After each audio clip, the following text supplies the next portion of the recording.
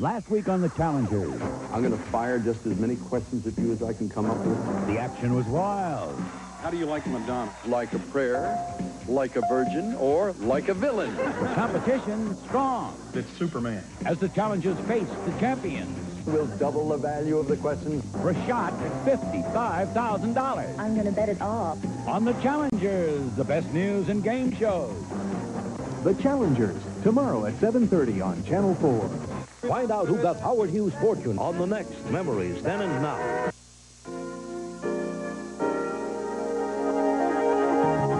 From WNBC TV, this is News 4 New York at 11 with Chuck Scarborough, Sue Simmons, Al Roker's weather, and Len Berman with the latest sports. Good evening. Sue is off tonight. I'm Pat Harper. President Bush gives Congress and the nation a spirited defense of his Persian Gulf policy. Saddam Hussein will fail. That is the crux of the president's nationally broadcast speech before a joint session of Congress. Mr. Bush depicted Iraq as an outlaw nation, a country alone against the world in the wake of the invasion of Kuwait. President Bush also talked about unity with the Soviets and asks Congress to stand behind him against Saddam Hussein. Meanwhile, Operation Desert Shield is costing a bundle. The price tag for the U.S. military buildup in the Middle East is said to be $15 billion for the next year. But a large part of that tab may be picked up by Arab nations and other American allies. Also today, Iraq has warned that any terrorist act against soldiers in the Gulf could mean war with the United States. The Pentagon says terrorism is a very real concern with so many troops clustered in the desert. Security has been beefed up. With more now on the president's speech, here's Steve Handelsman in Washington. Mr. Speaker, the President of the United States. The ovation lasted 3 full minutes, despite the president's plea to stop. Lawmakers support Bush's strong stand against Saddam Hussein. The United States has no quarrel with the Iraqi people. Our quarrel is with Iraq's dictator and with his aggression. Iraq will not be permitted to annex Kuwait. And that's not a threat, not a boast. That's just the way it's going to be. Bush sent his meeting Sunday with Mikhail Gorbachev. On the heels of Soviet support of the U.S. in the UN against Iraq, heralds the beginning of a new world order. He praised members of the U.S. military for their smooth buildup in the Gulf, but said their work is not done. This was his strongest hint he might order an attack on Iraq. Let no one doubt our staying power. We will stand by our friends. One way or another, the leader of Iraq must learn this fundamental truth. And this tough message on Iraq's captives. Of course our hearts go out to the hostages and to their families, but our policy cannot change, and it will not change. America and the world will not be blackmailed by this ruthless policy. To Democrats and Republicans working on a budget compromise, the president said, just do it.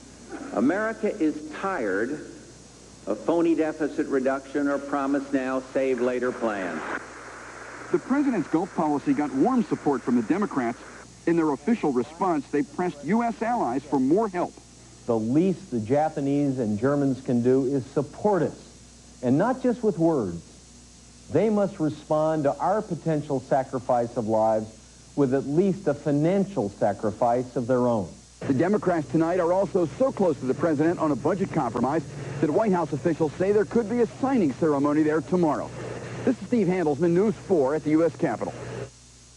The broad bipartisan support of President Bush was also expressed by members of Congress from our area, but not without some reservations.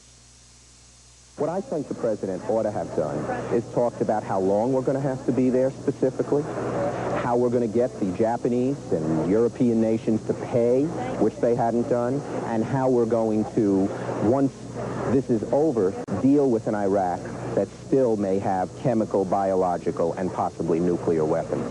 Well, if you have a situation which deteriorates and the lives of American citizens are jeopardized, then the resolve of George Bush, our president, should not be underestimated. And Senator D'Amato says other countries, including Japan, are not doing enough to support the U.S. showdown with Iraq.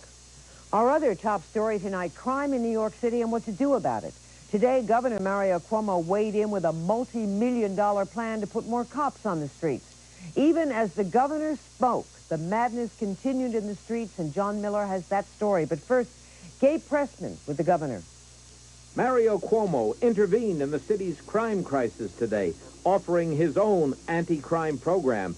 In a political sense, he seemed to be superseding the mayor.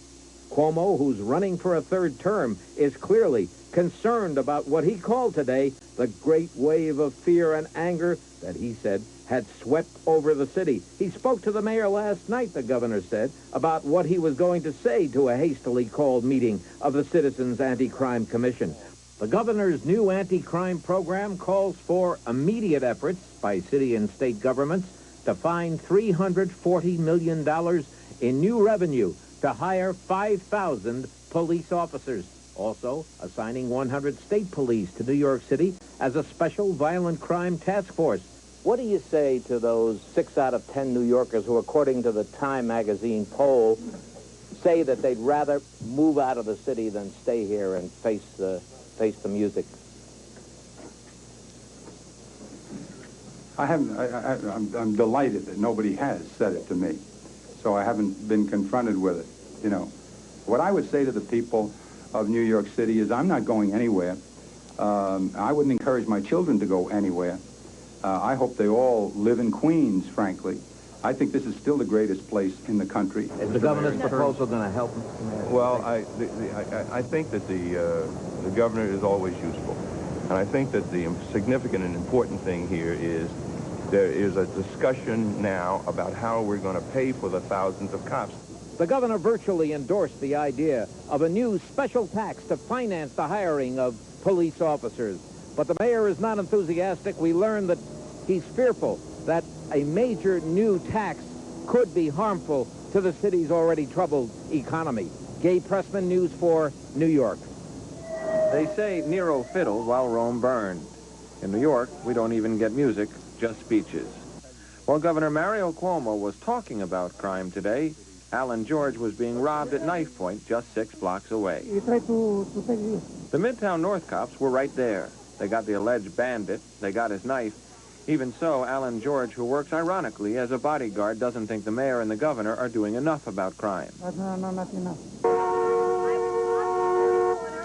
the police get here? The police haven't gotten here yet.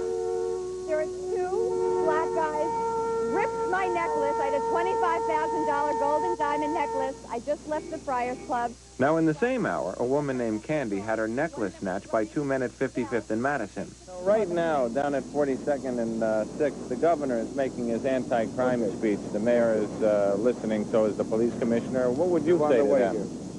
Thank you. They're on the way. I would say that I think New York City has got to band together and stop crime in the streets and stop drugs.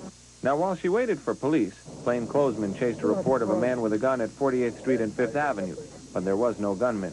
A Korean deli was trashed by 2 men at 719 7th Avenue.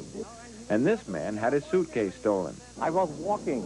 And what happened? And what happened that he told me that, hey, guys, you dropped some money. So as soon as I did this, gone with my briefcase. It happened so quickly. I think we need a lot more police out in the streets. By 4:05, the victim and her friends were still waiting by the phone booth. And at 55th Street and Madison Avenue, there was still no sign of anything like a police car responding to this call. Well, 32 minutes later, the police finally came to 55th and Madison. They came in cars, in vans, with sirens. They were there because there had been a report of a cop in trouble on that corner, probably called in by someone in frustration over the slow response to the larceny. So today, as governors and mayors were talking about crime theories and crime budgets, in the streets, you had to go no further than the corner to get the real thing. John Miller, News 4, New York. Coming up as we continue for you, our coverage of the crime epidemic in New York continues with the final word from the judge in the Central Park jogger trial. A young man in the Bronx says no to a panhandler, and he pays with his life. Sports tonight, the Mets and the Cardinals in a dogfight at Shea. Lem will have all the highlights, and Al Roker has tomorrow's forecast. Al? That's right, Chuck. Things are looking a little bit better, although we do have some clouds to talk about and some cooler weather. We'll have the details.